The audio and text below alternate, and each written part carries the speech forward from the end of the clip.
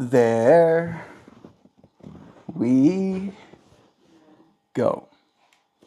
I do believe we're live, so I'll say indeed, and greetings unto you, beloved and holy friends.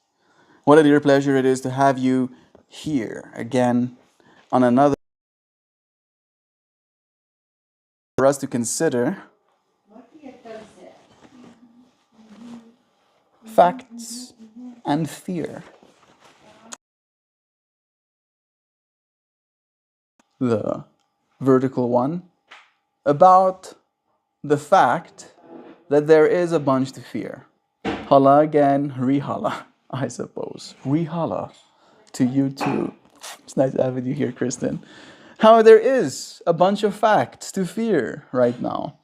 If you look at a bunch of the happenings, there might be reason for uncertainty.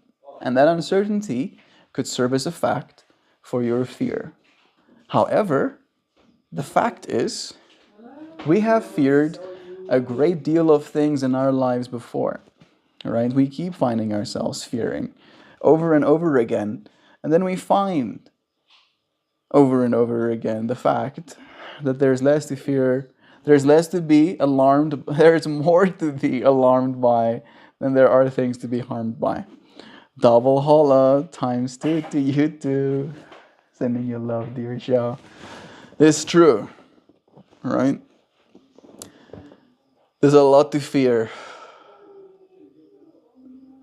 There's a lot to be worried about. There's a lot that might seem hopeless. But I don't believe it. I don't believe it. I've become very skeptical as a person. And I, these days, almost only pay attention to the facts. Right? And I almost see it from a perspective of like the scientific approach. I try to understand. I try to be aware. I try to be balanced in my focus of what's going on. And I feel it is so easy to just be fearful. Right? And I'm not saying that I'm not scared sometimes, admittedly. What I am saying is that it never helps me. Never helps me to be scared. I don't think it's ever helped me to be scared. Full enlightenment type vibe. Nah, I'm far from fully enlightened. I'm like maybe 95% there. I'm like just before actually being enlightened. Monogono Sifili Halep Club. Nice having you here. I'm happy that you find that funny. Bless you. I am a being of love, as you will. I show up with the intention of sharing good vibes with you. Right? But I don't know if that makes me enlightened. I've been having existential crises these days, more so than ever. Monogono.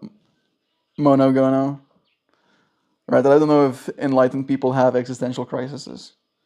I think enlightened people don't think about existence. Am I projecting right now? Damn, sorry to hear that, bro. It happens to everyone. You don't have to apologize. I'm more sharing from the perspective of like, yeah, this human experience we're having. And, you know, especially as it relates to capital, money, having stuff, feeling like my work is worth anything, feeling like my life is worth anything, right? Like that kind of vibes. And I feel again, right, if I was 100% enlightenment, then maybe I just wouldn't. Is that how it works? I would just be like super zen all the time, right? I would be floating instead of having to sit down while I'm meditating or something. I think that's a wonderful goal, to be balanced. I try the same, and yet I find no peace in the balance. Nobody seems to think it is possible or that I'm doing it right. You think I'm doing it right, Kristen? Instantly, I load you with a question. I don't know if I'm doing it right either, but I'm not trying to be wrong. I feel like I am trying to be careful. You know, careful as it relates to what it is I say and what it is I project into the world. Because I am aware of the fact that what I say will be felt by you, whether it's true or not. All right? Eva, you cannot put your feetsies on the couch. You can't do that. I think we're all trying, and that's the best that can be expected. Yeah. Do you think it's possible, Shadow? It's hard work, but once we gain acceptance from our higher selves, I think that's where peace comes from. I think you're right on that, Shaw. What I think Kristen is saying is that a part of the balance that is hard to reach and the peace that we expect to come with it. Poor Eva. Eva's fine. Eva's chilling. Eva just has sharp little nails that can hurt the couches, I guess. Right? If it was up to me, I would put material over these couches and let the dogs be. But it's not up to me, unfortunately.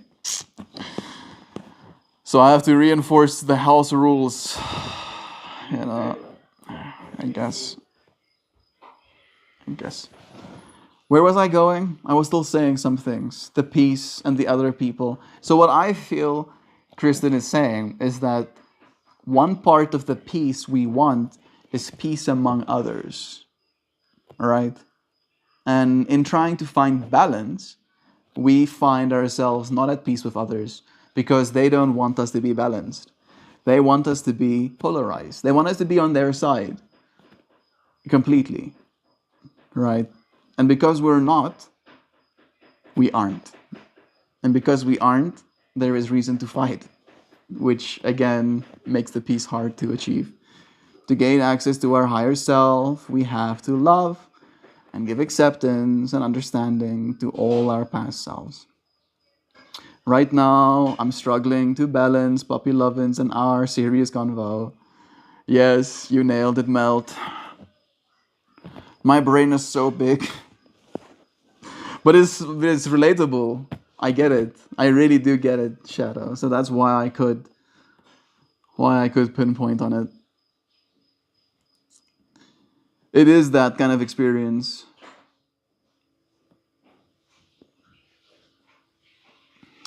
It's rarely popular for you to be balanced.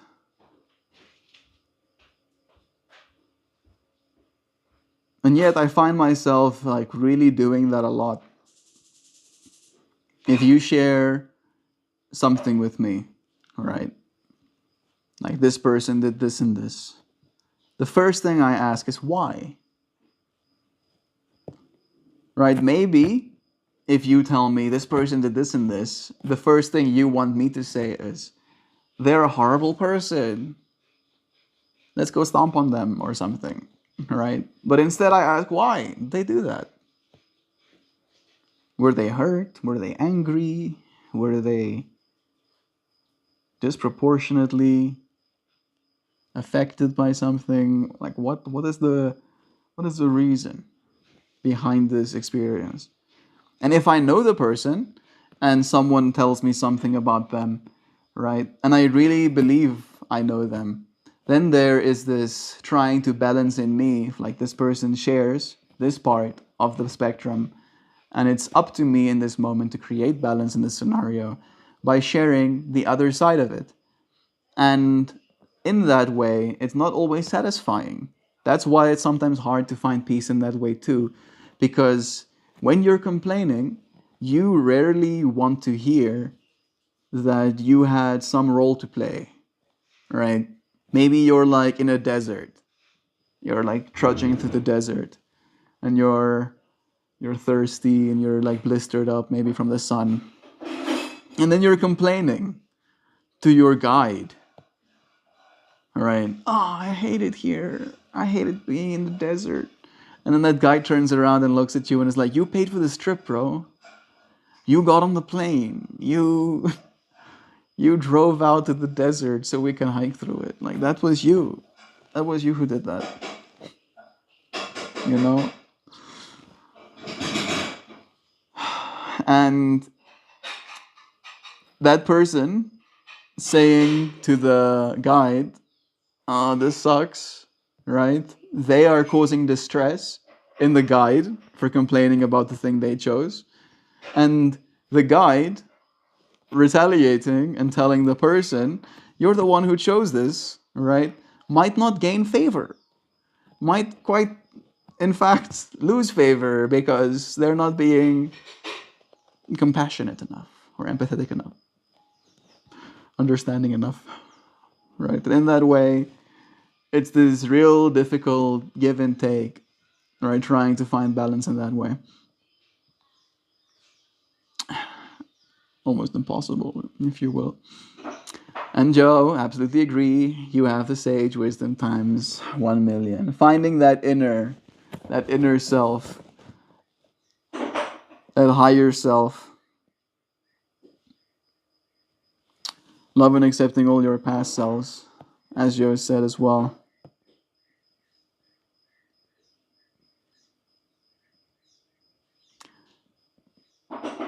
The facts and the fears.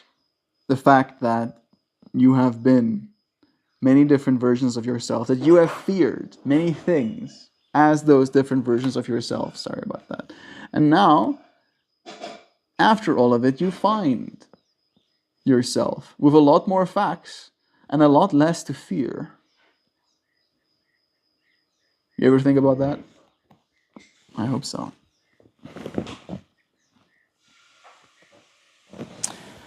Let me see. I do believe. Joe said, I see. Polarizing is polarizing.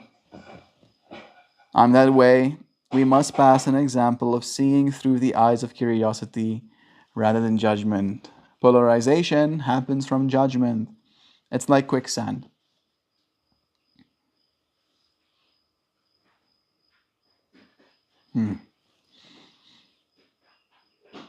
Eyes of curiosity rather than judgment. Yeah. Eyes of curiosity want to understand, right? Where eyes of judgment believes it already knows what's going on and has come to a conclusion based on that assessment. Right? And I agree, right? Knowing is how you find more balance. But in that knowing, right, coming back to the whole peace talk, you might make the other person feel less than because you know more. And this is where the real hard part comes in. Because you know more, it becomes very hard to have a real conversation if the person is adamantly holding on to false information, right? Because now it's not only a matter of I have spent the time trying to find balance in myself, and then I hear you saying something that is outside of that balance, and then I try to add balance to your experience by saying something about it. And then that thing is the thing that throws the whole balance off, because now you have challenged or you have called into question or yada yada yadas, right? So yeah, more human dancing. I had not thought about it that way. That resonates so much in that way. I'm not that way.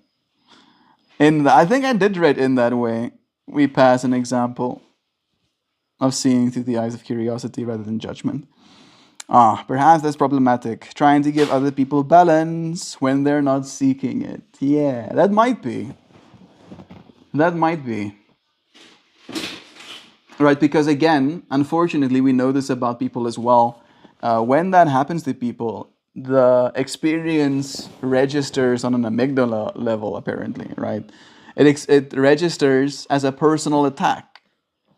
When you call into question their belief system, their lack of balance, it's like you're attacking them, because that thing which lacks balance is what they think they are.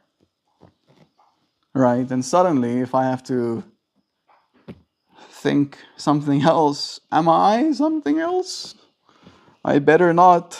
I dare not be changed. Is that strange? Is that a strange form of judgment to assume everyone seeks balance or should seek balance?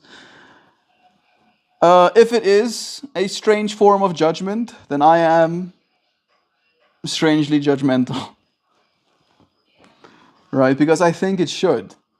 You should be seeking balance, right? And for me, it's a matter of living right, right? And again, it's up to me to have a bias about what I think the right way to live is. I think the right way to live is where you eat whole foods and you practice yoga and you sleep appropriately and you love the people you have in your life.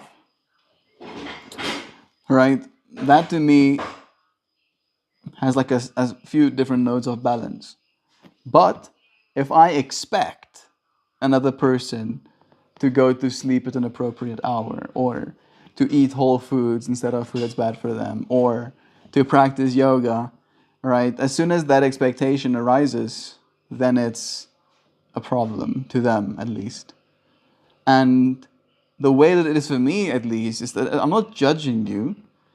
I want the best for you, right? And me abandoning that want of the best for you compromises myself, right? So I tend to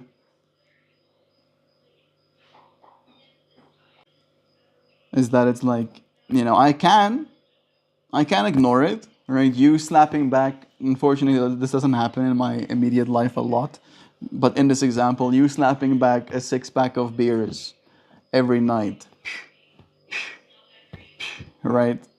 If I'm your friend and I'm a good friend, I will say something about that.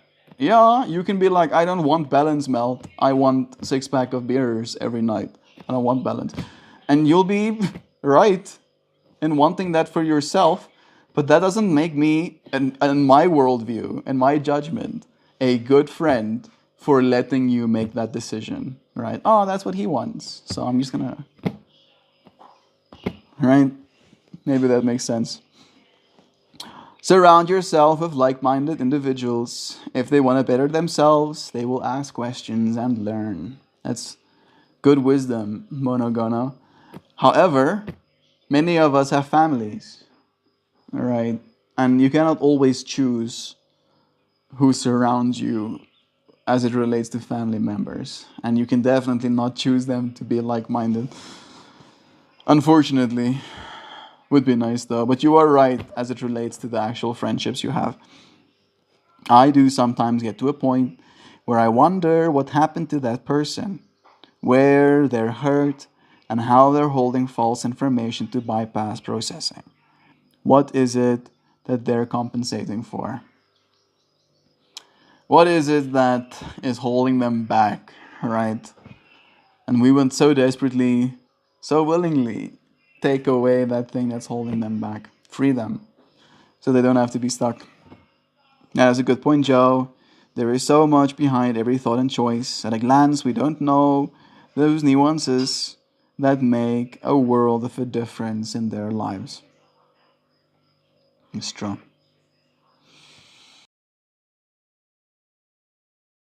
World of a difference in my life have added nuances to my existence that other people cannot hope to understand.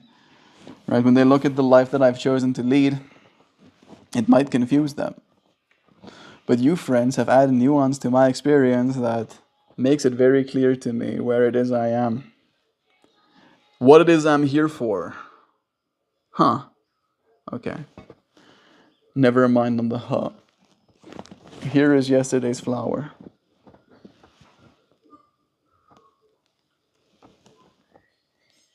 Shadow. This is a thing we come across as empathetic people wanting to give what others need to thrive. But when they're not receptive to it, horse to water stuff. Yeah. You can bring that horse to the water, but you cannot force it to drink.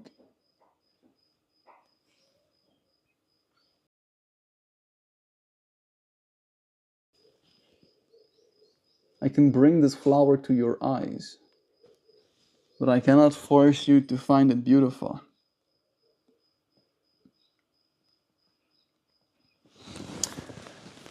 I can read you this poem, but I cannot force you to feel it. Only you have to be open enough to. I shall read you something good. The poem is called. Even now, in the noise and the glitch and the off-key hum of the day, there's something. Maybe small, maybe sideways, maybe hiding behind a sigh. But it's there. A warmth in your tea, a rhythm in the static, the absurd grace of a sock that matches. Not everything is beautiful, but everything contains something that could be. If you look weird enough, if you tilt your head and let the light in strange. This moment, it's not perfect, but it's not empty either. It's carrying a gift wrapped in nonsense. You don't have to love it all. Just find one shimmer and hold it, like a secret you discovered on your own. And share it if you want. And share it if you want. Right, this little spark. Wow! It's this good thing I'm wanting. Want to see? Something good in there. I appreciate you, friends. Hoopy, shoopy, droopy, dream toothy. I'm just about to finish the stream. We have read the poem. And I'm pretty sure Kristen is gonna like Zozappo goodbye. I want to see it melt. There's the goodbye message that you see. You see, I knew it. I knew it was coming. Love is true. So much love. Tomorrow, I'll be different. There will be less teeth in my face by tomorrow. I'm gonna go in and get them removed. This one, and that one. And that one, I guess, is gonna get the movie Yosod. I appreciate you, friends, for being here with me again.